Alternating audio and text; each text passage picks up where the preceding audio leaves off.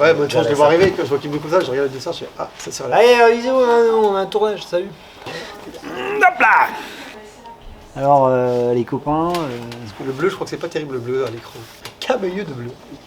Dessine de quoi 3 fois pendant la semaine. On est parti ? Ouais. On y va ? Enquête. Eh bien, bonsoir et bienvenue. On va essayer de faire une petite émission live. Alors, live différé parce que vous la verrez demain. On est mardi soir et le thème, ça va être la Saint-Élion. La Saint-Élion, c'est une course mythique qui se passe tout à côté de chez nous. Et donc ce soir, je me suis permis d'avoir quelques invités de grande classe pour vous parler de la Saint-Élion, vous donner tous les petits tips qu'on pourra vous donner, vous parler de matos et vous accompagner peut-être dans la préparation pour ceux qui la font. Donc effectivement, première chose à faire, si vous ne l'avez pas encore fait, c'est de vous abonner pour nous suivre, parce qu'en plus on a des chouettes choses qui sortent en fin d'année là, d'activer la petite cloche, et puis surtout pendant cette petite émission très courte, il serait intéressant si vous avez des questions de les poser en commentaire, et on y répondra, en tout cas on essaiera d'y répondre dès demain, le plus rapidement possible. Ça permettra peut-être d'apporter encore plus de qualité à tout ça. Du coup, je vais présenter les 3 champions du jour. Je vais démarrer par Mathieu. Mathieu, il se trouve juste là. Vous le connaissez pour ceux qui nous visitent régulièrement. Il est responsable du magasin sur la surface de vente. Il est aussi coureur de notre team de course à pied, le team Sport in Love. Mathieu, ton meilleur chrono sur 10 km 31 minutes et 48 secondes. 31,48. Et tu étais à Vénissieux et tu as fait 32,30. 32,50. 32,50, petit coup de moins. Ouais, je suis passé un peu à travers de ma course, mais voilà, c'est des choses qui arrivent. Mais quand on est sur ces chronos-là, il ne faut pas grand-chose pour que ça saute des fois parce qu'on est sur la ligne. C'est ça.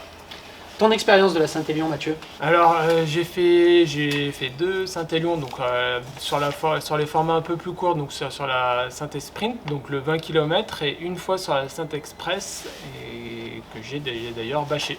Ah, c'est ça, je me rappelais qu'il y avait eu un petit coup de... Ah ouais, c'était la seule course que j'ai abandonnée. C'était quoi ? C'était pas un problème de digestion ? Non, c'est surtout que j'avais... T'étais cramé. Ouais, cramé, et puis plus envie d'avancer. Ouais, d'avancer, courir de nuit, c'est vraiment à part, donc il faut s'entraîner et s'adapter aux conditions. Gontran, ce fameux Gontran, qui lui est responsable de notre espace montagne, donc tout l'univers outdoor du magasin. Gontran, il a été plein de choses, il a toujours un nouveau truc à vous raconter. Il a été nageur, surfeur, piroguier comme je disais, même si ça se dit pas. Et c'était, alors voilà, je me suis dit Nouméa, mais c'est pas Nouméa, c'est Tahiti. Donc tu as vécu à Tahiti, C'est ça. la classe. Skieur, tu as fait du badminton aussi, tout un tas de disciplines, et tout un tas de métiers aussi. Panneaux solaires, tu m'en as parlé, crépier en Bretagne, je me rappelle aussi. Tu as monté ta propre maison qui est autonome en énergie. Donc ça c'est chouette. Et où je voulais en venir, effectivement, est-ce que tu peux nous dire ce qui te fait kiffer du coup dans l'outdoor, parce que tu vois plein de choses. Et jouer dehors tout simplement, parce que le terrain de jeu il est vaste et que du coup il y a plein de choses à faire dans plein de pratiques et que chaque pratique a son petit côté plaisir. Donc c'est la variété et toutes les possibilités qui s'offrent à nous et puis le grand air. Et du coup, petit détail sur ce terrain du Massif Central qui est juste ici là, on est au pied des montagnes du Massif Central. Toi tu connaissais pas, hein, tu viens pas de là. Non. J'ai habité un peu Lyon, mais surtout j'arrive tout droit de Nice, donc du coup ça m'a un peu changé. Mais effectivement, le terrain de jeu en outdoor, il est vraiment très sympathique parce qu'on peut faire aussi bien de la randonnée, du vélo, du ski nordique. On a vraiment tout qui s'offre à nous, donc c'est vraiment un plaisir. Ok, super. On passe à Sébastien Dos Santos. Sébastien, tu es coureur aussi de notre team, le team Sport in Love, évidemment. Tu es aussi... un des local légendes, ou peut-être le local légende de la Saint-Élion, tout simplement parce que tu l'as fait donc du coup 14 fois. Ça sera la 14e fois. Ça sera la 14e fois. Donc on a 10, 11 Saint-Élion. 10 Saint-Élion. 10 Saint-Élion. Ça sera la 4e Lyon-Saint-Élion. Et 4e Lyon-Saint-Élion pour Seb. Une 10e place en quelle année sur la Saint-Élion ? 2015 et 2018, 10e. Et après, ça fait la 10e année d'affilée que je suis dans les 20. Il adore les chiffres, il va nous en sortir. Et meilleur résultat, 2e à la Lyon-Saint-Élion et 5e l'année d'avant.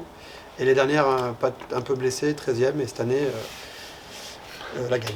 Cette année, la gagne. Bah, oui. voilà, alors ça va peut-être dépendre de Alex, qui est plus connu sous le nom de Casquette Verte, qui actuellement est où déjà là ? Il est au Chili, il traverse Atacama, là, c'est le plus grand désert aride au monde. Ouais. Et c'est une petite balade de entre 500 et 550 km. Ok. Donc il sera un peu cramé. Non mais on fera au moins l'aller ensemble et le retour, voilà, c'est un ultra, donc le retour c'est... Peut-être l'occasion de doubler cette fameuse Ouais, casquette. c'est ça, mais c'est pas le seul. Il y a d'autres Non, c'est clients. pas le seul. Il y aura d'autres clients. clients. Ok, super. C'est parti. On va y aller pour ce live pour vous parler de cette doyenne, la fameuse Saint-Élion. Et nous allons aborder 3 sujets. Un premier sujet qui sera la nutrition. On va essayer de vous apporter quelques infos et puis de vous parler produits aussi. Donc ça, c'est Mathieu qui va s'en charger. Après, on aura le textile et les accessoires. Ça, c'est Gontran qui va s'occuper du textile et des accessoires. Moi, je m'occuperai enfin de la chaussure. Et Seb, eh ben, il est là pour réagir et pour essayer d'apporter aussi quelques infos et quelques bons plans. Matt, à la bouffe. Allez, C'est parti. c'est parti. Je prends donc le stabilisateur. Mais vous partez trop vite, les gars. Ça fait un peu le Beatles. Ah bah t'as limite t'as pris les champions, t'as pris les champions. Du coup, on parle nutrition. C'est à toi, Mathieu. Quoi de neuf sur la nutrition? Quoi de beau? Alors la nutrition, c'est tout dépend de la distance forcément qu'on va faire lors de la Saint-Élion, même du 10 au d'ultra comme Seb va réaliser. Donc déjà dans un premier temps, il faut savoir que à peu près le corps peut supporter d'absorber 50 grammes de glucides par heure. En dessous, ça sert à rien parce qu'on va pas avoir assez d'apport, et au-dessus, on peut monter à 80, mais c'est pour les personnes qui ont déjà qui ont déjà l'habitude de faire de l'ultra. Voilà, donc sur de l'ultra, il faut privilégier en début de course tout ce qui est solide, tout ce qui est facile à mâcher, parce qu'après en fin de course, on peut être un peu plus vite écœuré. Tu suis, Seb? Voilà. Je suis, il a raison pour l'instant. Il a raison. Voilà, fin de course, Je à valide. apporter plutôt tout ce qui est liquide, donc gel, soupe sur les ravitaux. Et sur les ravitaux aussi, il ne faut pas hésiter en parallèle de tout ce qui est nutrition, d'apporter surtout du sel, donc du sodium, parce qu'on même s'il fait froid, on perd énormément en sels minéraux. Ok, minimum 50 grammes de glucides par heure. Voilà. On peut monter, mais si on est habitué, donc c'est plutôt les athlètes, les gens qui s'entraînent aussi C'est ça. avec de la nutrition. Solide, plutôt en début de course, parce qu'effectivement, tu le disais aussi souvent, Seb, on a plus de salive, c'est plus facile de mastiquer. Et puis en fin de course, quand on est un peu cuit, cramé, eh ben, faut plutôt privilégier les liquides qui sont plus faciles à absorber, quoi. C'est ça, et le fait de mastiquer, c'est énergivore. Alors en début de course, c'est bien, et en deuxième partie, ouais, comme tu disais, du gel liquide, facile à assimiler. Ouais, c'est ça. 2-3 produits peut-être, Mathieu? Alors nous, en magasin, on a plusieurs marques, donc Meltonic à base de tout ce qui est gelée royale, miel, Baou avec les purées comme on peut voir juste ici, très connu pour ça, NAC qui est une nouvelle marque qu'on a rentrée, donc voilà. Et après on va rentrer aussi une nouvelle marque que Seb a l'habitude depuis quelques courses Ouais, depuis d'utiliser. le mois de juin, C'est ça, c'est Morten. Morten, Si ouais. tu veux en parler un petit peu. Et Morten, voilà, ils ont sorti un produit qui est vraiment hyper digeste, parce qu'il faut savoir que les gels, moi personnellement, au bout de 5-6 gels, parce que c'est vrai que sur des courses de 10-12 heures, on prend pas qu'un gel, on en prend 10, 15, 20, et au bout d'un moment, c'est vraiment écœurant, alors que le Morten, depuis que j'ai ça, j'arrive vraiment bien plus à les assimiler, et c'est moins écœurant, et même à la fin d'une course, j'ai pas envie de manger, là, j'ai faim. Et surtout, c'est hyper efficace. Et en plus, l'avantage, c'est que c'est assez bien dosé. Et on sait ce qu'on a assimilé en grammes, en glucides. Donc moi, je sais je crois que les gels, c'est 25 grammes de glucides. Après, j'ai la boisson Mix 320 et la Mix 160 avec aussi. Et du coup, je sais vraiment ce que j'ai assimilé, ce que j'ai besoin. Alors moi, je suis plus entre 60 et 70 grammes heure. Les chiffres, toujours les chiffres. C'est ça. Et du coup, je sais qu'en prenant un gel par heure, plus la moitié d'une flasque, j'ai ce qu'il me faut pour tenir. Mais quand même, je coupe un peu avec du solide aussi. Et j'aime bien les barres comme ça. Là. Ça c'est assez digeste. Et voilà, et ça aussi, ça c'est des petits gâteaux. Ah, la gaufre chez NAC, ça c'est une petite Et pépite. ça, qui à un bout d'un moment, on a un peu écuré de manger ces gels. Et ça passe bien.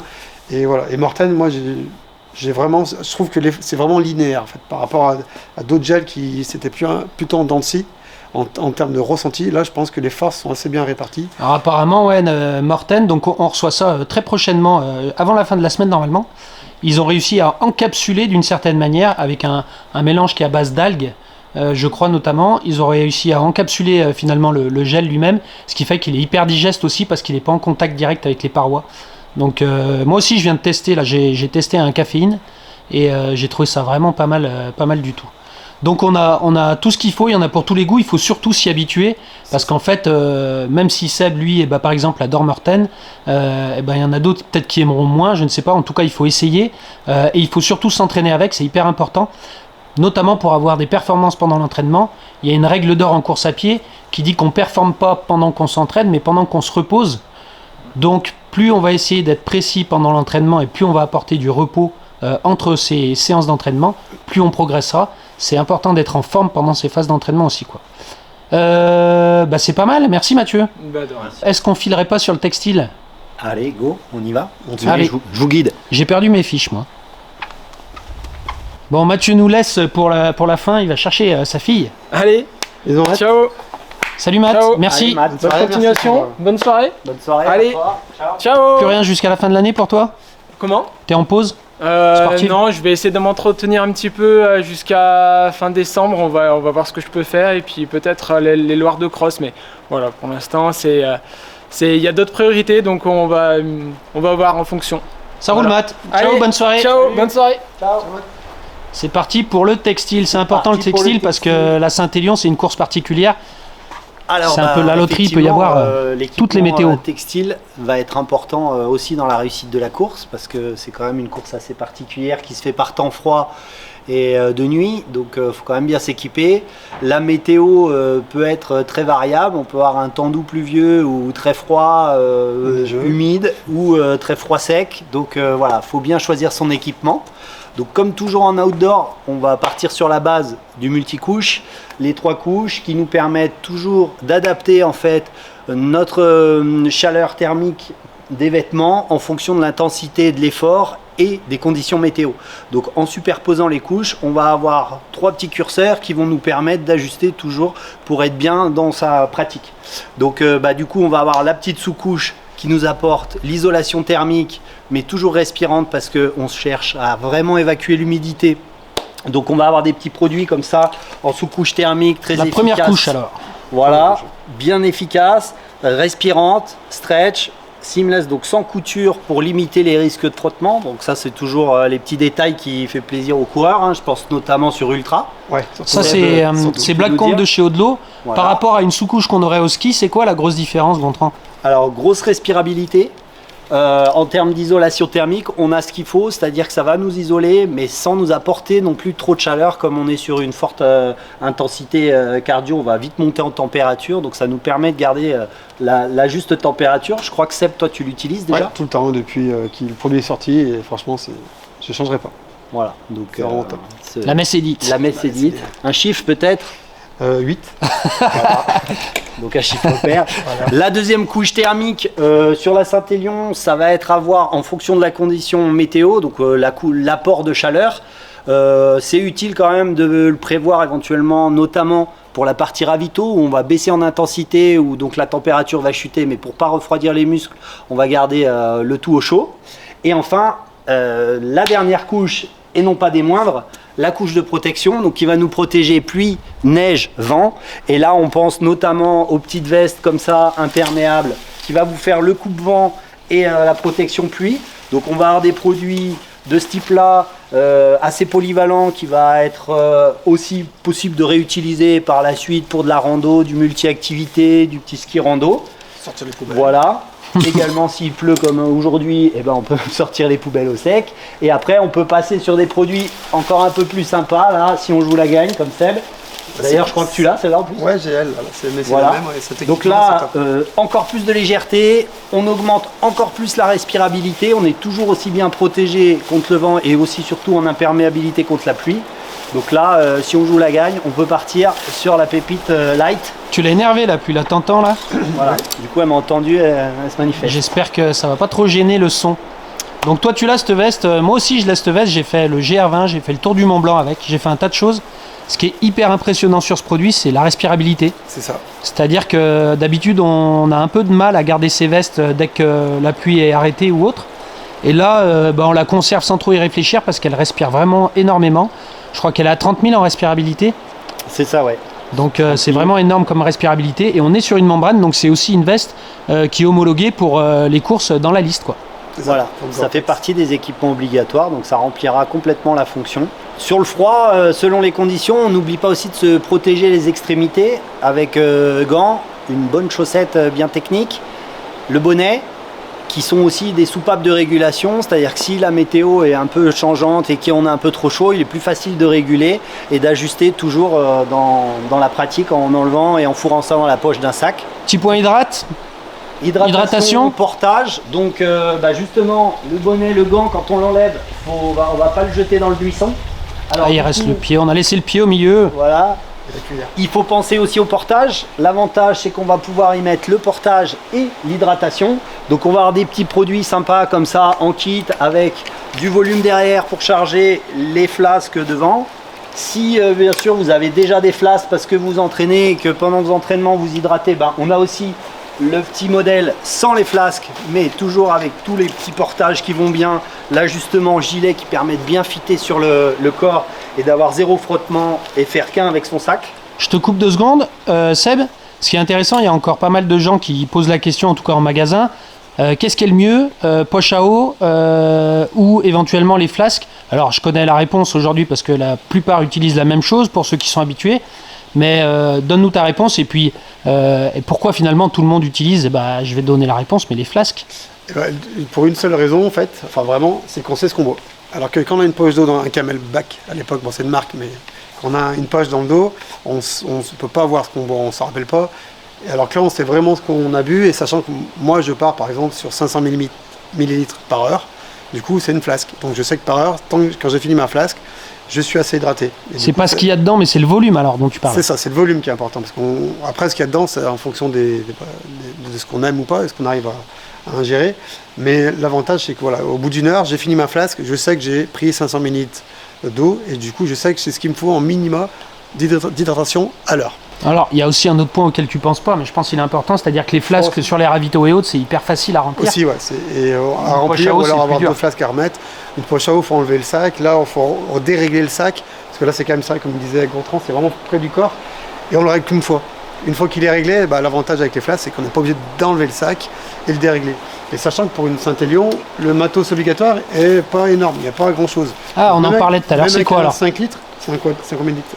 Il faut un sac quand même, 5 litres minimum? Ouais, pour la Saint-Élion, il y a un peu de matos, mais il n'y a pas grand-chose. Donc quasiment le matos obligatoire, en fonction de la météo, on l'a déjà sur soi. On ne va pas travailler une Gore-Tex en plus. Ok. Les gants, on les aura forcément. Ça marche. Voilà, c'est pour ça que les flasques, c'est vraiment bien. Et il existe aussi des flasques qui sont... Alors moi, j'ai essayé à l'UTMB, des flasques isothermes. Parce que c'est vrai qu'aussi, je t'en ai monté il y a une. des gros changements de température à la Saint-Élion. Ce genre de produit qui n'est pas tellement plus encombrant, mais qui va avoir une couche d'isolant à l'intérieur qui va pouvoir permettre de garder à température le liquide à l'intérieur et du coup qui facilite aussi la prise parce que quand il fait froid, le liquide il est bien froid. C'est ça, alors ça gèle pas parce qu'il y a du mouvement, par contre on peut ingérer du froid et on boit du froid, la barre au ventre elle vient très vite et c'est une vraie cause d'abandon sur la Saint-Élion, c'est l'hydratation, de boire de l'eau froide. Donc si toutefois vous n'avez pas la flasque qui elle est isolée, on vous conseille tout de même d'essayer de boire, en tout cas pas très très froid, et s'il y a des gens qui vous font le ravito, que les bouteilles de flotte soient peut-être dans la voiture ou qu'on les mette à même le corps, près du corps. Dans un blouson. Dans un blouson, quelque chose comme ça, c'est vraiment un vrai plus s'il fait très froid le soir. Oui, c'est vraiment... Cool, petit point lampe très rapide. Parce que sur la Saint-Élion, je vais vous éclairer sur le sujet. La lampe à pas négliger, notamment sur la course de la Saint-Élion. Donc du coup, il va falloir prévoir quand même une lampe avec une bonne puissance, un faisceau assez long et assez large, parce que la puissance ne fait pas tout. Du coup, ça, on va avoir du Actic Core. Alors nous, notamment, on a référencé chez Petzl tous les produits qui vont bien.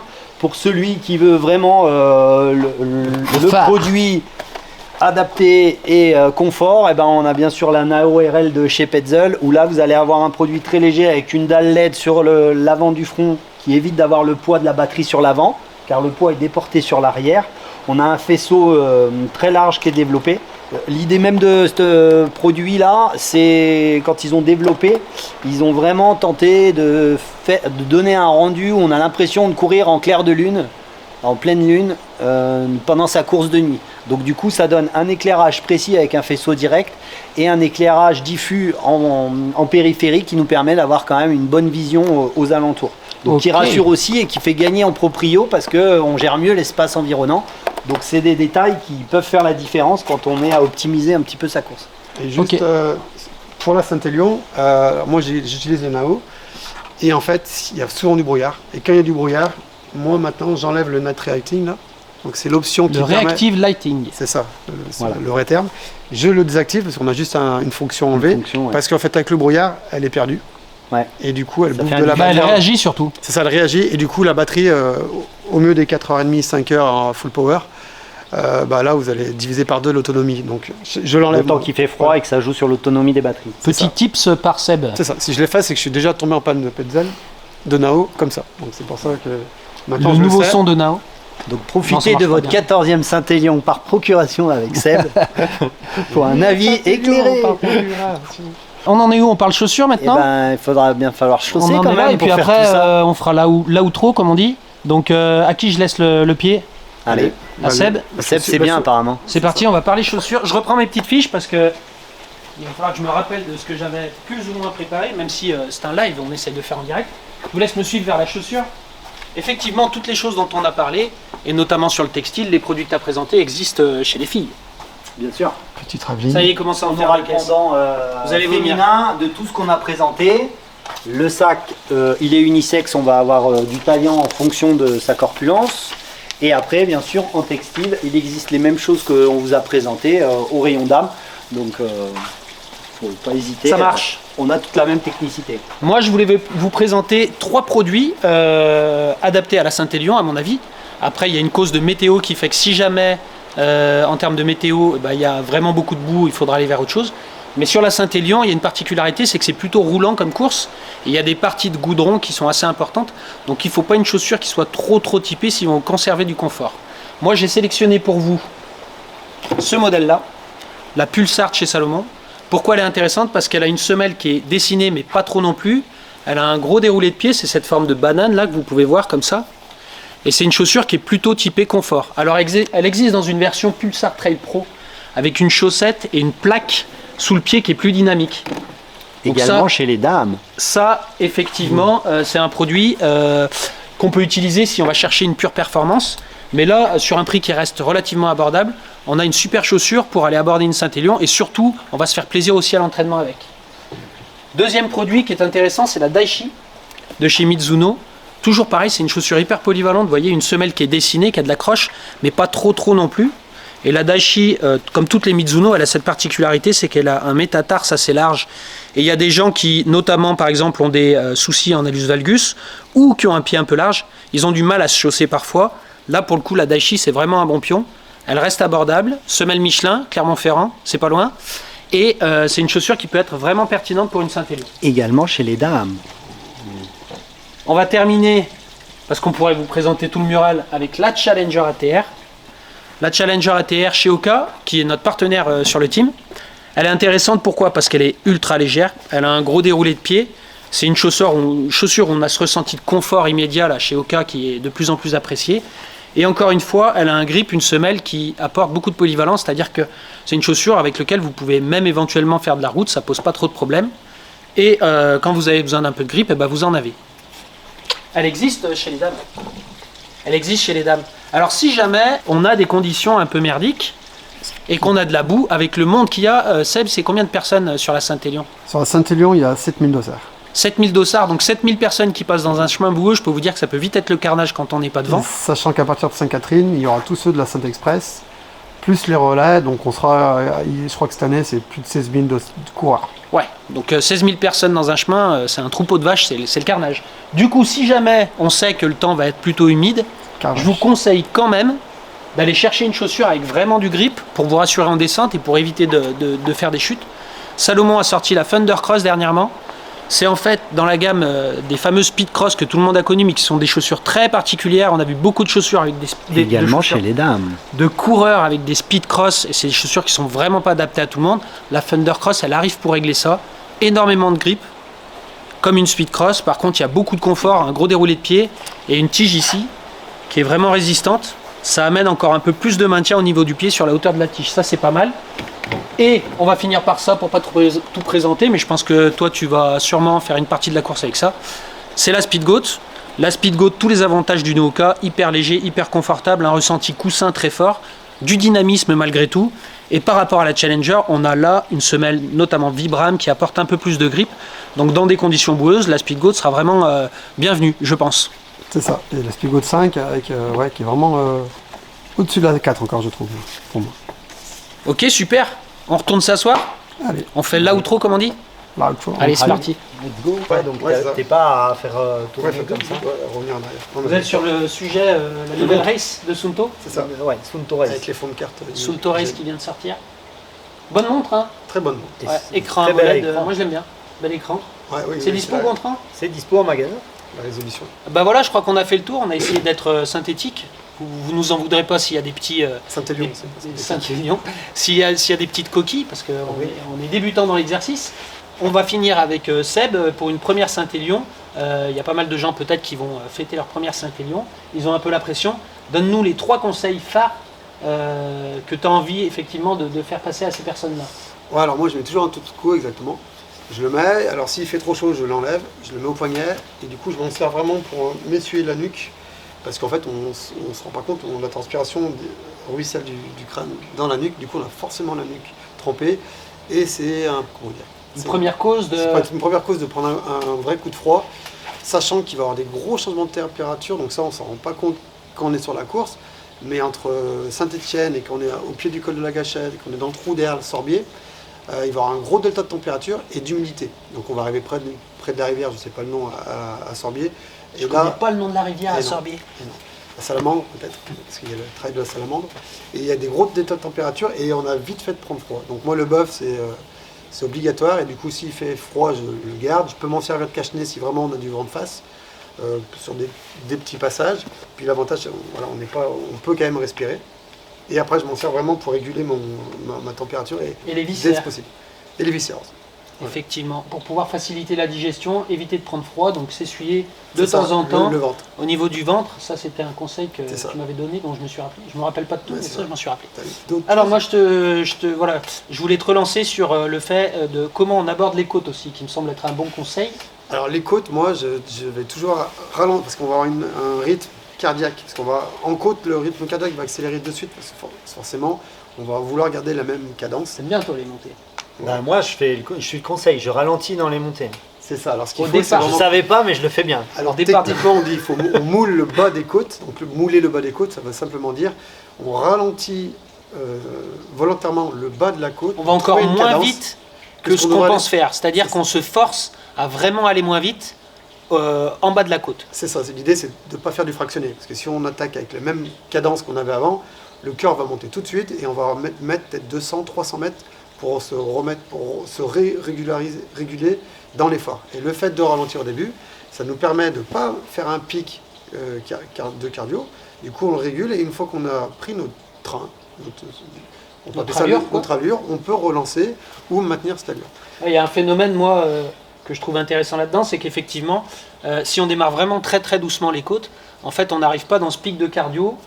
Et pour des gens qui ne sont pas habitués, mais même pour des gens habitués, quand on est au pic de cardio, c'est-à-dire que le cœur bat très fort, bah parfois c'est juste impossible de le faire redescendre. Donc on va souffrir tout le long. Si on démarre un petit peu plus doucement et qu'on se force à démarrer doucement, notre corps finalement va lui prendre son rythme naturel et on ne va pas monter à ce pic cardio. Et finalement, la montée va bien mieux se passer et peut-être même qu'on ira plus vite. C'est ça, et en général, les gens qui vous doublent en bas de la côte, en appliquant ça, il y a 9 chances On sur les 10 double en pour haut. les doubler en haut. Alors où commence la course? C'est ça la Alors, question. Alors pour moi, le tournant de la course, après le départ, il y a un premier tournant, là c'est le premier. Et sinon, le vrai, Virage du coup. bon, virage, le vrai tournant, pour moi, il est à hauteur de Saint-Genou. Donc Saint-Genou, on est au 40e kilomètre, 42e kilomètre, ça dépend des années. Et là, on arrive sur un Il terrain. est là à peu près du coup. Il est à peu près là. C'est un genou. Et là, c'est une partie qui est sur le papier, tout le monde la prend un peu à la légère parce qu'ils se disent c'est bon, on a fait le D+, le plus important sur la première partie de course, mais la deuxième partie de course est très rapide, moins technique. Et si là vous êtes frais, si vous arrivez à relancer, là vous pouvez vraiment faire des écarts et du coup faire une belle course. Et en plus, mentalement, vous allez doubler du monde.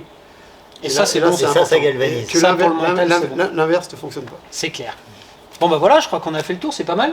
Je pense qu'on peut faire une bonne revue. Bonne revue, bonne course à toutes et tous. Et en Euh, plus, cette année, une petite Vas-y. modification, excusez-moi.